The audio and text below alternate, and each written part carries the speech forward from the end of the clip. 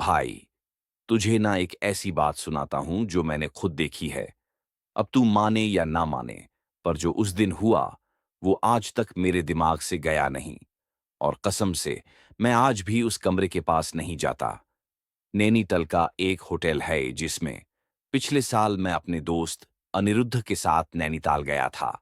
Off season था तो hotels खाली थे। एक लोकल आदमी ने बताया, ऊपर पहाड़ की तरफ एक पुराना गेस्ट हाउस है, सस्ता है, आरामदायक है। हम दोनों मजे में बैग उठाए और वहां पहुंच गए। गेस्ट हाउस दिखने में शांत था, लेकिन एक अजीब सी ठंडक थी हवा में, वो वाली जो सिर्फ शरीर को नहीं, हड्डियों को भी छू जाती है। अंदर एक बुढ़िया बैठी थी। उसने हमारी तरफ देखा और बिना कुछ बोले चाबी बढ़ा दी। हमने पूछा, मैडम, 2 कमरे चाहिए? तो उसने एकदम ठंडे स्वर में कहा, ऊपर वाला कमरा खाली है, लेकिन खिड़की मत खोलना और आईना मत देखना। कमरा नंबर 204, छाया वाला कमरा। कमरा दिखने में तो ठीक था। खिड़की बंद थी, लेकिन कांच से बाहर घना जंगल दिखता था।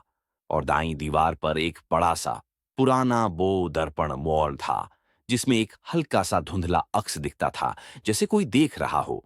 हमने सोचा बुढ़िया तो डराने की कोशिश कर रही है। थकान थी, इसलिए हम खाना खाकर जल्दी सो गए। रात के करीब 1 बज रहे होंगे। मेरी आंख अचानक खुली। ऐसा लगा जैसे किसी ने कान में फुसफुसाया हो। मैं उठा और देखा, अनिरुद्ध बिस्तर पर नहीं था।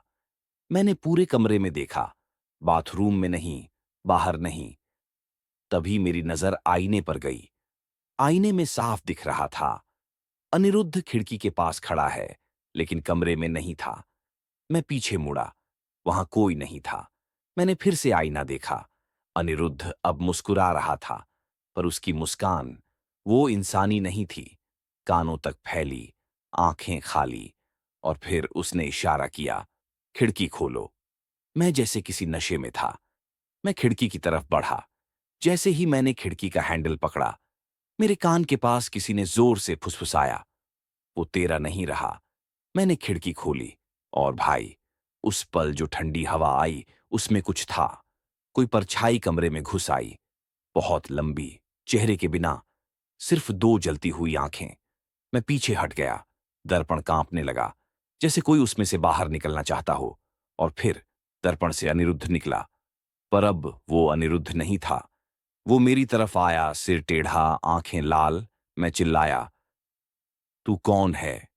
उसने धीरे से कहा, अनिरुद्ध तो अब मेरा है, अब तू भी आजा। मैंने जल्दी से दर्पण पर चादर फेंकी और भागकर दरवाजा खोला, पर दरवाजा अंदर से लॉक हो गया था। पीछे देखा, छाया अब आईने से बाहर थी, दीवार पर रेंग रही थी, जैसे मकड़ी।